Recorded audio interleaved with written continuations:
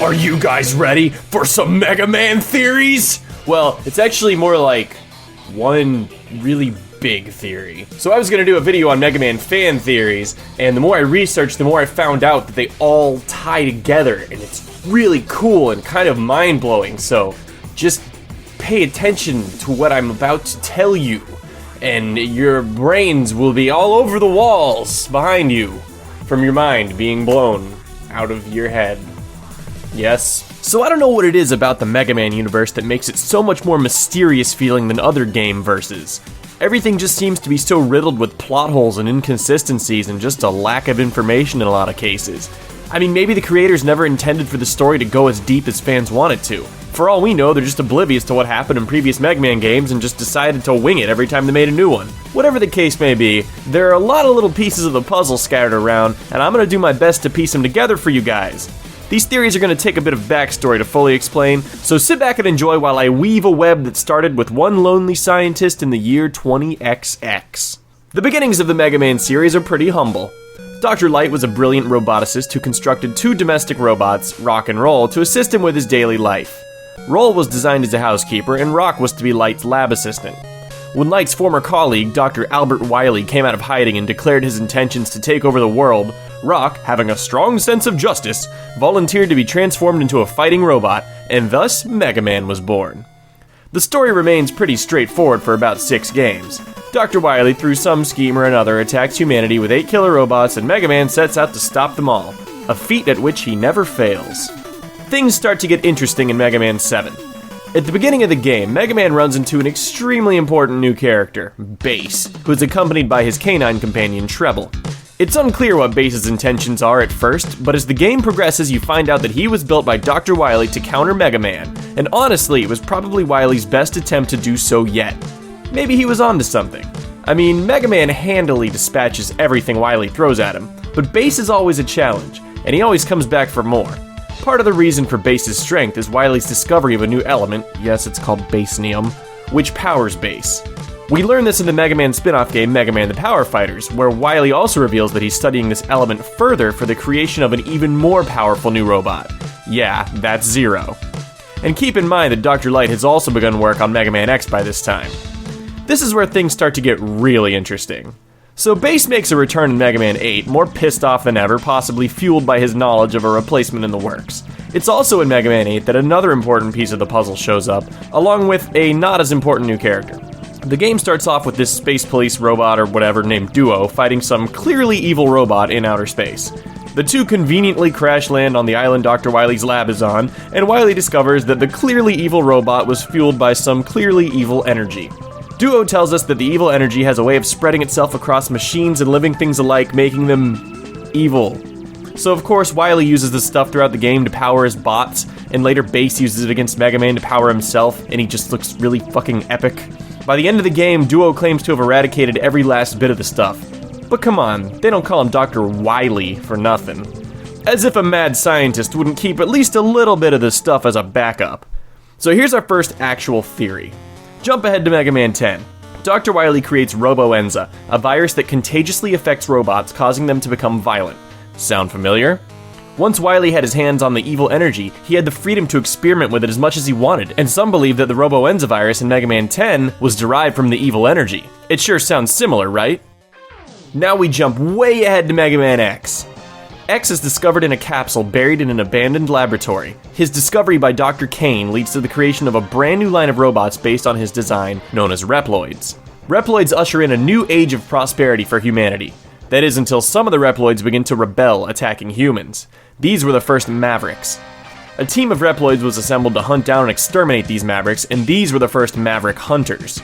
Their leader was the strongest of them all, a Reploid by the name of Sigma. When Sigma and his team caught wind of a mysterious red Maverick wiping out anyone it came in contact with, they were immediately dispatched to eliminate it. This red Maverick was, of course, Zero. Dr. Wily's masterpiece had finally awakened, and it was already proving to be an unstoppable destructive force. Sigma entered an abandoned warehouse to confront Zero in what would be one of the single most pivotal battles in the entire Mega Man series. Through watching this fight, we can see that Zero is fucking crazy. Wily didn't just program him to do his bidding, he programmed Zero to be a grade A psychopath. Or did he? Because the Zero we know and love he's a pretty solid guy. But the level of crazy we see during this battle completely contradicts that. Well, that's because Zero wasn't programmed to be evil at all. No, it was the virus contained in his capsule, the virus that was pouring out all over the nearby robots, including Sigma himself, that made Zero a violent psychopath. And as the theory goes, the virus is derived from the evil energy that landed on Earth in Mega Man 8. Sigma narrowly survives his encounter with Zero, and I mean narrowly. If it weren't for Zero having an inexplicable fit of pain right before delivering the killing blow, Sigma would have been history right then and there, and who knows, maybe Zero would have been the main villain of the X series. But what if I told you Zero is the main villain of the series? Not the Red Robot himself, but the Zero virus. You see, after Sigma's narrow victory, he himself became infected, while Zero was repaired and seemingly cured of the virus. From that point on, Zero fought alongside Mega Man X as a Maverick Hunter, combating Sigma himself. After his battle with Zero, Sigma gradually began to slip into darkness. The Zero virus changed itself in Sigma's image, and he declared an all-out war against humanity. He infected other Reploids with the virus, and they rebelled against their human creators, prompting X and Zero to begin their long, bloody battle against Sigma. In Mega Man X, our heroes managed to defeat Sigma, with Zero being tragically destroyed along the way. At the end of the credits, we learn that Sigma is no longer just a robot. His spirit lives on, and when it finds a new body, he'll return to finish what he started, and he does, over and over and over, all because of the evil energy that fell to Earth over 100 years ago. At least, that's the theory.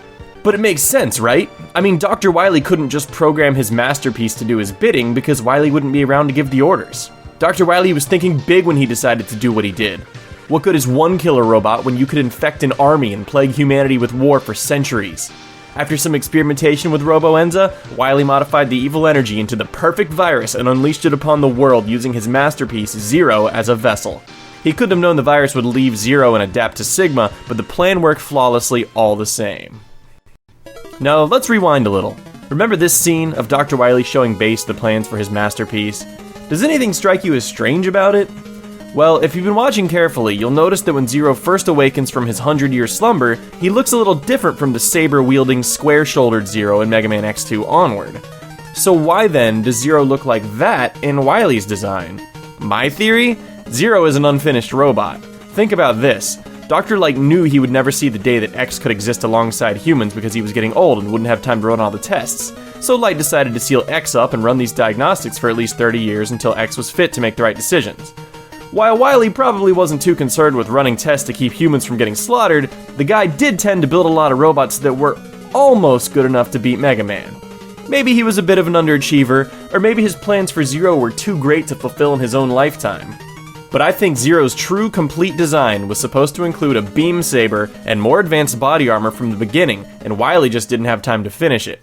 In Mega Man X, Zero sacrifices himself to help X defeat Vile once and for all, and is basically presumed to be dead. That is, until the X-Hunters show up in Mega Man X2, announcing that they have Zero's parts, and if X wants him rebuilt, he'll have to fight the X-Hunters one by one and recover them. But hold on just a damn minute. When you recover the parts from the X-Hunters, Zero's shoulders have new armor! Why would the X-Hunters add new armor to Zero and then challenge X in a battle for his components? Well, it turns out that the good guys returned to the scene of Zero's destruction, but were only able to recover Zero's control chip, which is basically his mind. They weren't able to replicate Zero's body because of its complex design, which means that the X-Hunters built Zero an entirely new body. How the actual fuck did they do that? The working hypothesis? Dr. Wily is still floating around as an AI entity inhabiting the mind of this X-Hunter, Serges. Who else could not only build Zero a new, more powerful body, but build it exactly the same as Wily had planned over 100 years ago? Is your mind blown yet? Still not convinced? Well, there's more. In the Japanese version of Mega Man X2, upon his defeat at the hands of Mega Man X, Serges says, "Being defeated by the robotic memento of light, such regret." I don't think a lot of the characters, especially villains in the X era, would know who built X and Zero, and yet Serges is not only fully aware that Light built X, he specifically mentions it as a reason for regret when he's defeated. On top of that, Sigma seems to be among the informed as well when he says to Zero, "Wait, Zero, I know your secret! You were destined to follow me!" And when he's defeated, "But something is not right! I don't quite understand! Why did Zero? He is last of the Doctor's creations!" Sorry for the voice acting. It's like the plan the entire time was to get Zero back on the home team. Now you might think that it's just Serges that Wily has stored his consciousness in, but it seems more likely that, like the Sigma virus, Wily's AI can travel between machines. In X5, Sigma tells X he's acquired a new partner, one who has created quite a few robots and is now working on a new body for Sigma himself. Sigma said this partner was very persistent about X, and that drove him to help Sigma even more. And like Sigma, this partner also hates X, and that Sigma's new body would show X their combined rage. I mean, honestly, who else could he be talking about? When you have this conversation with Sigma while playing as Zero, Sigma tells him that he met an old man that knows a lot about him. The old man advised Sigma to scatter the virus across the Earth. He says Zero must have seen the old man in his dreams and that he's like Zero's own father. I'm sorry, but if that's not some strong-ass evidence, I don't know what is. Wily's just floating around somewhere in the Mega Man X storyline, still carrying out his crazy plans. If you ask me, he succeeded in death much more than he ever did in life, and that's probably just fine with him. Not only did Wily manage to spread the Zero virus all over the Earth so his bidding could be done after he died, he also managed to preserve his consciousness in the form of an artificial intelligence somehow. And both plans totally worked. It's almost like Dr. Wily's mediocre success in life was a result of flawless preparation for what was to come after his death. Dr. Light may have won the battle, but Dr. Wily was winning the war, or at least keeping it going for hundreds of years.